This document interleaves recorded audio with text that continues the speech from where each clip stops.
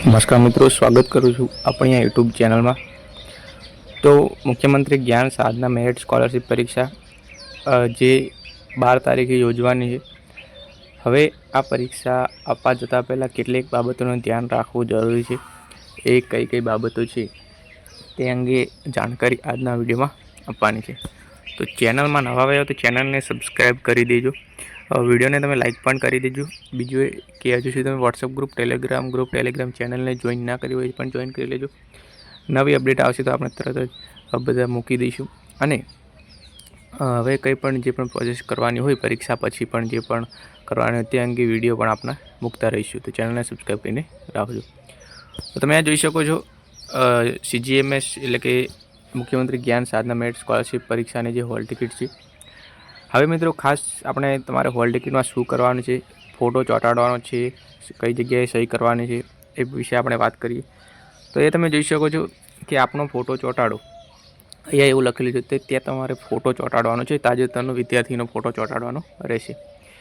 ત્યારબાદ તમે જે તમારે ડિટેલ ચેક કરી લેવાની છે પરીક્ષાર્થીને જે 18 આંકડાનો ડેશબોર્ડ છે તે, ત્યાર પછી વિદ્યાર્થીનું નામ અને વિદ્યાર્થીને શાળાનું નામ છે તે, ત્યાર પછી વિદ્યાર્થીનો જે તાલુકો જિલ્લો છે તે, અને પરીક્ષાનું માધ્યમ કયું છે, ગુજરાતી, ઇંગ્લિશ મીડિયમ જે પણ હોય તે અહીંયા તમે જોઈ શકો। તમે ફોર્મ ભર્યું હશે ત્યારે તમે ગુજરાતી મીડિયમ રાખ્યું છે તો ગુજરાતી આવશે, અને જો ઇંગ્લિશ રાખ્યું તો ઇંગ્લિશ આવશે। હવે મિત્રો ખાસ એક્ઝામ ડિટેલની વાત કરીએ કે જે એક્ઝામ છે તે કઈ તારીખે છે, તો મેં તમને આગળ કહ્યું એમ કે 12 એપ્રિલ છે। ઘણા મિત્રોના પ્રશ્નો હતા કે કઈ તારીખે એક્ઝામ છે, તારીખ બદલાઈ કે શું? મેં તો તારીખ તો બદલાની હતી, જે 12 તારીખ 29 તારીખની હતી તેની જગ્યાએ 12 તારીખે કરી। 12 તારીખની હવે એની એ જ રે કંઈ તારીખ બદલાઈ નથી, તો 12 તારીખે પરીક્ષા છે। ટાઈમ છે 11 થી 1:30, એટલે કે 11 વાગે પેપર ચાલુ થશે અને 1:30 પૂરું થશે।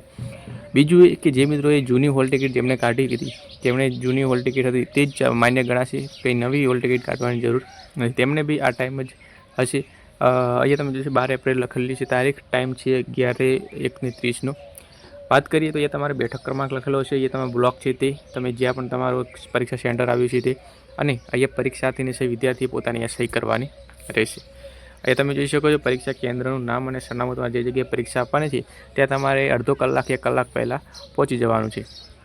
હવે વાત કરીએ કેટલીક સૂચનાઓ, તો વિદ્યાર્થી પરીક્ષાના સમય કરતાં 30 મિનિટ પહેલાં, મેં તમને કહ્યું 30 મિનિટ પહેલાં પરીક્ષા કેન્દ્ર પહોંચવાનું તથા પરીક્ષા ખંડમાં પોતાના બેઠક ક્રમાંક પર સ્થાન મેળવી લેવું।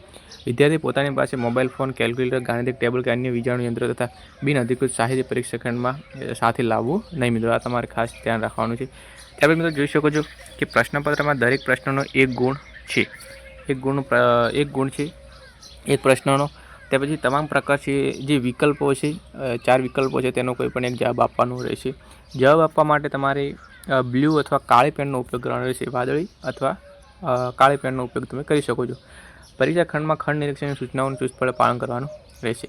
ત્યાર પછી પ્રશ્નપત્રનો OMR પર આપેલ સૂચનાઓનો કાળજીપૂર્વક અભ્યાસ કરવાનો। મિત્રો તમને જે પ્રશ્નપત્રમાં આપવામાં આવે છે, જે તમને પ્રશ્નપત્ર આપવામાં આવે છે તે પ્રશ્નપત્રમાં તમારે જે પણ સૂચનાઓ તે વાંચી લેવાની છે, અને તે તમને જે અલગથી બીજું OMR શીટ આપવામાં આવે છે, જે તમારે વિકલ્પો ભરવા માટે જે OMR આપવામાં આવે છે તે OMR તમારે તેની સૂચનાઓ વાંચી લેવાની રહેશે।